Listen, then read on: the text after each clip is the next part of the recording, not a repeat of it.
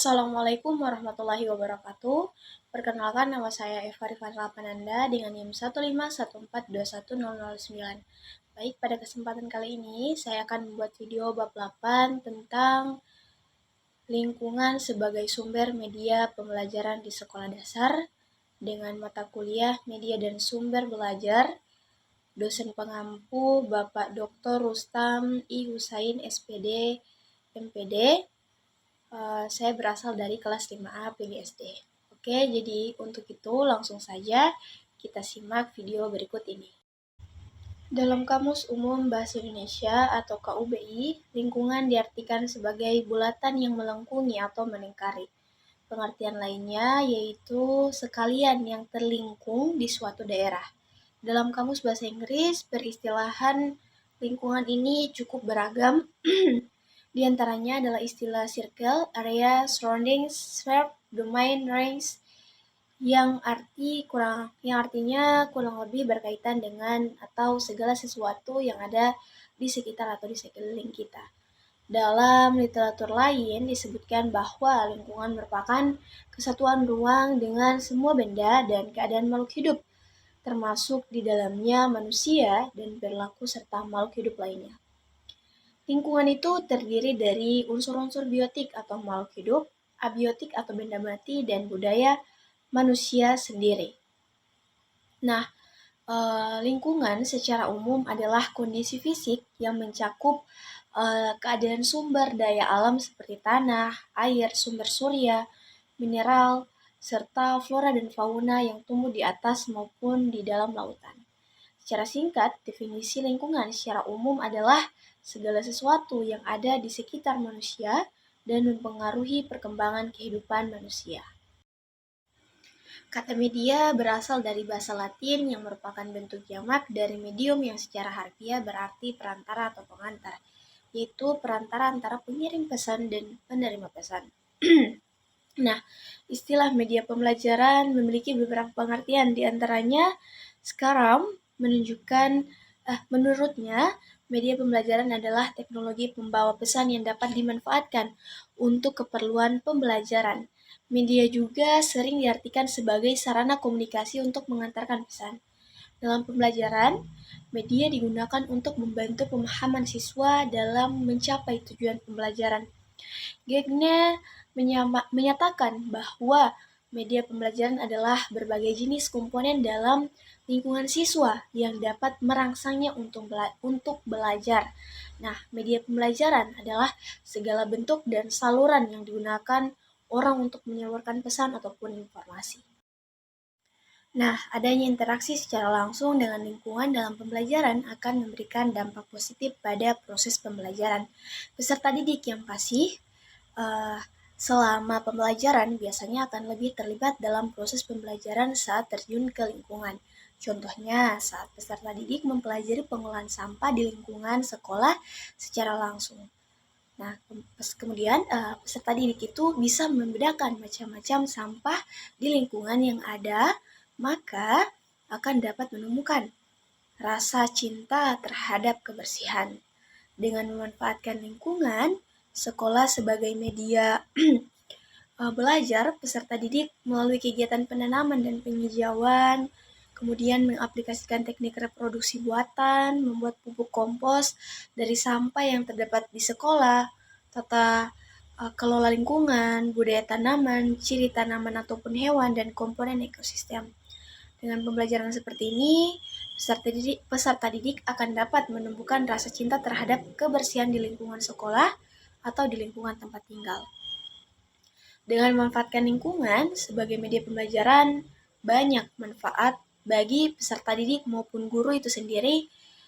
Nah, peserta didik akan lebih banyak mendapatkan pengetahuan yang sangat luas. Peserta didik bisa banyak belajar dengan cara mengamati, kemudian bisa melihat bagaimana lingkungan sekitar itu secara langsung.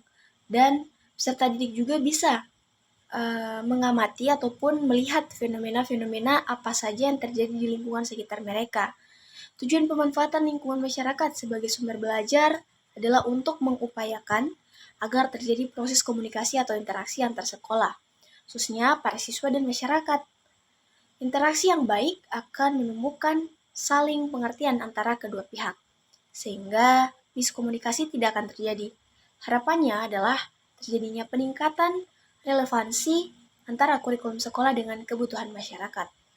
Nah, dengan adanya pemanfaatan lingkungan sebagai media pembelajaran, guru juga berharap siswa akan lebih akrab dengan lingkungan, sehingga menemukan rasa cinta akan lingkungan sekitarnya.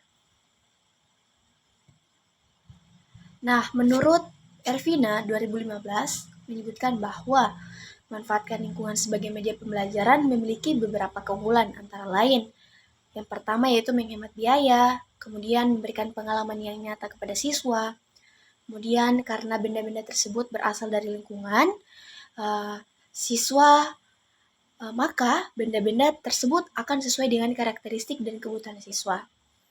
Pelajaran akan lebih aplikatif dan memberikan pengalaman langsung kepada siswa serta lebih komunikatif.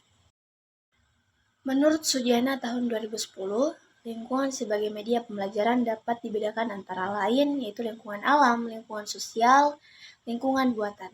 Semua lingkungan yang ada di sekitar bisa digunakan sebagai media pembelajaran. Dari semua lingkungan yang dapat digunakan dalam proses pendidikan dan pembelajaran secara langsung, umum dapat dikategorikan menjadi 3 macam lingkungan. Nah, yaitu sebagai berikut. Yang pertama yaitu tentang lingkungan sosial. Lingkungan sosial sebagai sumber belajar berkenan dengan interaksi manusia dengan kehidupan bermasyarakat seperti organisasi sosial, adat, dan kebiasaan, mata pencarian, kebudayaan, pendidikan, kependudukan, struktur pemerintahan, agama, dan sistem nilai. Nah, lingkungan sosial tepat digunakan untuk mempelajari ilmu-ilmu sosial dan kemanusiaan. Dalam praktek pengajaran, penggunaan lingkungan sosial sebagai media dan sumber belajar hendaknya dimulai dari lingkungan yang paling dekat, seperti keluarga, tetangga, rukun warga, kampung, desa, kecamatan, dan seterusnya. Hal ini disesuaikan dengan kurikulum yang berlaku dan tingkat perkembangan siswa.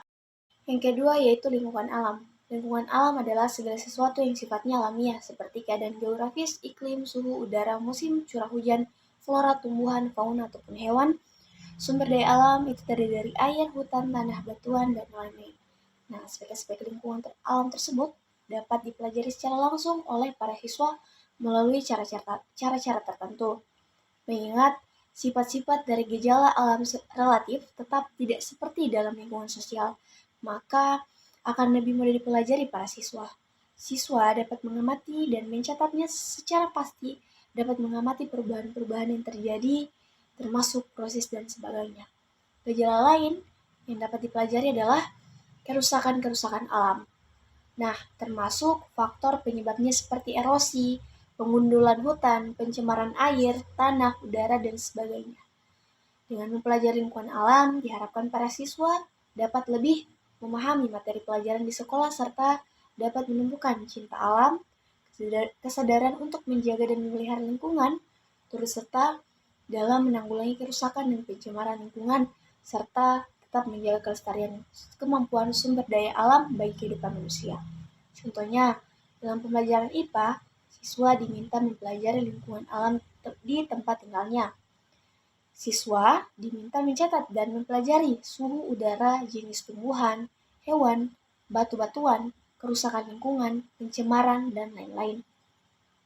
Baik secara individual maupun kelompok, para siswa akan melakukan kegiatan belajar seperti mengamati, bertanya, kemudian membuktikan sendiri atau mencobanya. Dari kegiatan tersebut, siswa akan mendapatkan pelajaran yang tidak diperolehnya di sekolah sehari-hari. Nah, kemudian yang ketiga yaitu lingkungan buatan.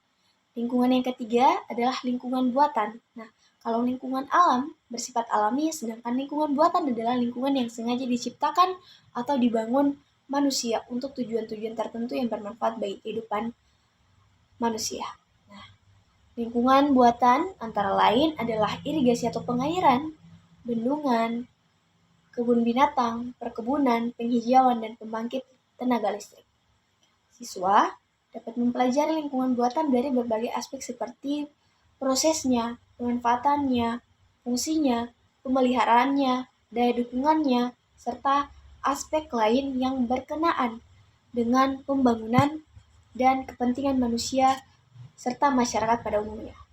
Lingkungan buatan dapat dikaitkan dengan kepentingan berbagai bidang studi yang diberikan di sekolah.